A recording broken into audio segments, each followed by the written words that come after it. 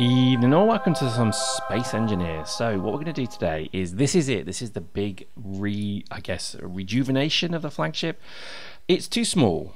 I know that sounds crazy, but it's too small. It doesn't have enough internal space. It's getting cramped in there now, and with all of the new additions that have come along in this game over time, such as the conveyor system, such as I think the reprocessing piece, I think certainly the ability to create maybe a salvaging deck as well. These are all things that I think you need more space for. So we are going to extend the ship thus. And now this is not an easy undertaking. And yes, I'm doing it in survival because I'm an idiot.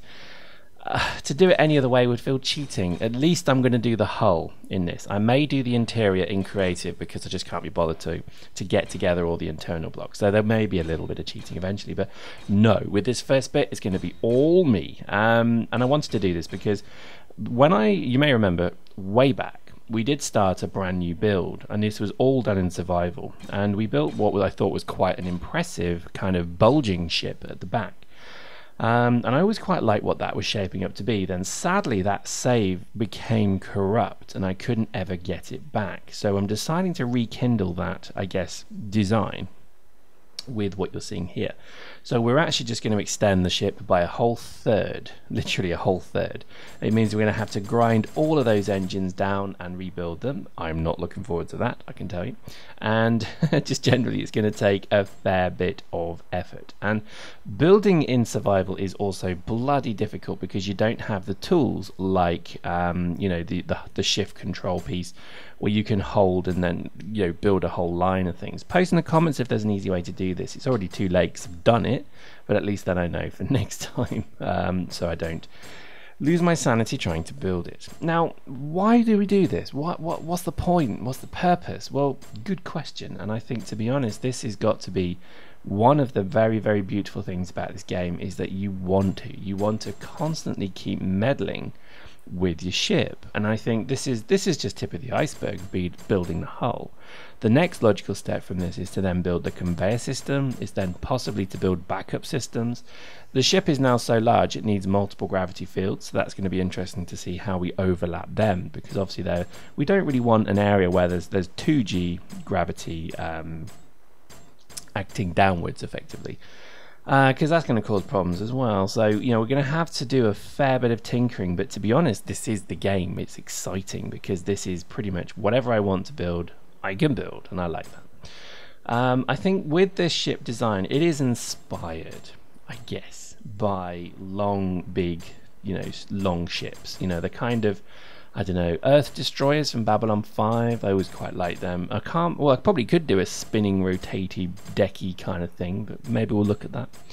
But I'm just blown away by how kind of free and open this game really is. And I think, you know, just building something as epic and huge as this is still incredibly enjoyable. Just with a nice drink, nice cup of tea, or nice, you know, beer or something, just sit with some good music on and just do this.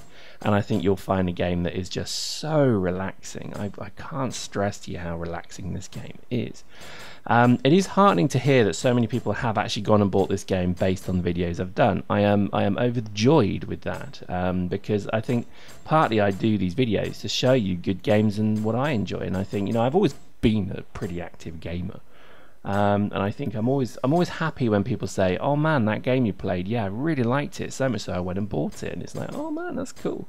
I just like that. I think to me that does show that, you know, A, that I can sell something, even if it's somebody else's game, and then B, I think it just shows that people do have an interest in the hobby and love that I have, which is gaming. And you know, we've spoken many times in these videos about the, I guess, the culture of gaming, and I think to me it's something that I find interesting in my day-to-day life, because, you know, I mean, we've spoken about this before, as I say, but it's just, there is something quite awesome about gaming that I just think people do and don't get. And I think when you look at maybe television, when television came in, you know, the older generation didn't understand what it was. They saw it as a massive threat. And I find it interesting that they're saying the same now about games to the younger generation of today, which is fascinating to me because, you know, they see games as perhaps a form of I guess, entertainment that they just can never understand. And to me, that's quite fascinating because gaming is, I think, to me, to be honest with you, just the way of the future. You know, you can pretty much not only watch a film, but you can also be the central character of it. And I think, you know, it's a very interesting thing when, you know, when I think of all the times I used to sort of watch a really good film, Dune, for example. I love Dune, the Frank Herbert classic. Pure, brilliant, wonderful sci-fi, literally probably the best sci-fi you'll find this side of Isaac Asimov's The Foundation series. And if you've never read the Foundation books, I envy you so much because they're just so good. And I wish I could delete part of my brain and just read them again and just be, you know, awestruck at how clever the writing was of that. But anyway, back to Dune. You know, Dune to me was just something that I play, or rather I watched the film and I loved the film. I know it's crap, everybody hates it, and I can probably say now it wasn't the best film ever, but it was it's epic. It had an epic feel to it, and I love epic films.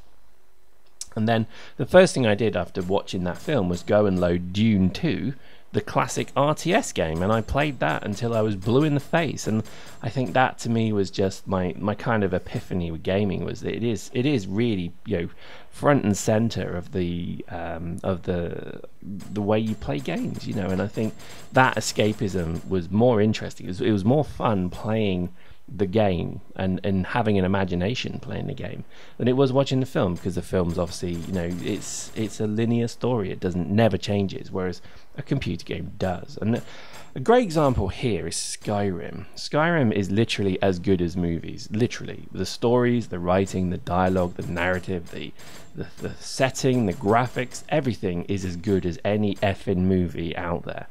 And yet you're at complete control of it. And I think that is why it was probably voted the best game ever, you know, many times in a row, because it just is. It's just one of those games that completely redefines the way that we absorb and enjoy games. So it is interesting. Post in the comments, tell me maybe any games that you've played that you just think were just so much better than films. Doom is a good example here, only because the Doom film wasn't great. I think The Rock and Carl Urban probably shit out of luck on that one because it was just terrible.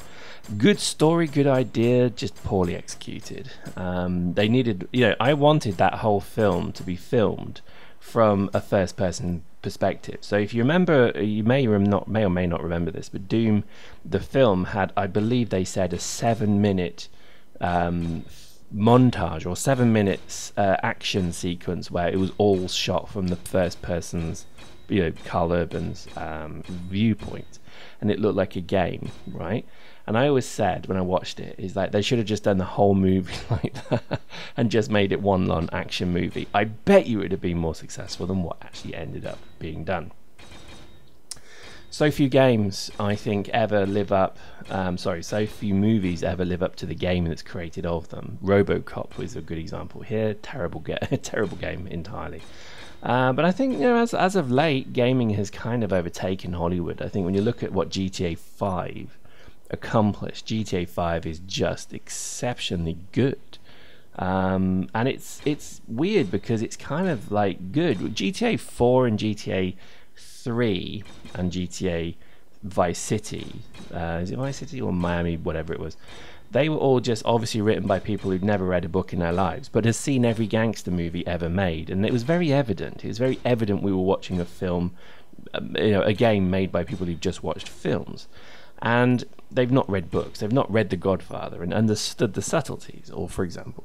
Whereas when GTA 5 came out, wow, the dialogue in that, Trevor to this day is still one of the most realistic yet unrealistic characters I've ever met in film or game. So I think, you know, that's a hell of an achievement for the actor, it's a hell of an achievement for the game, because you just thought Trevor was brilliant. Everything about him was just incredibly funny and interesting, and that is so rare to really have that same connection. You know, like Forrest Gump in Forrest Gump, you know, Tom Hanks plays a character of just ultimate warmth, and you just, you know, you can't help but warm to him.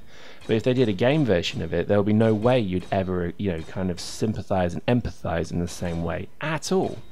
Whereas a character like Trevor almost got there in terms of a character that you did kind of empathize with, and I think that was, well, it was one hell of an achievement, if I can tell you that. And I think that was a really good, great example of where games are certainly going now. So there we go, as we blibber blabber, look at that ship coming in nicely on in the background. Hope you enjoyed that. We'll see you next time.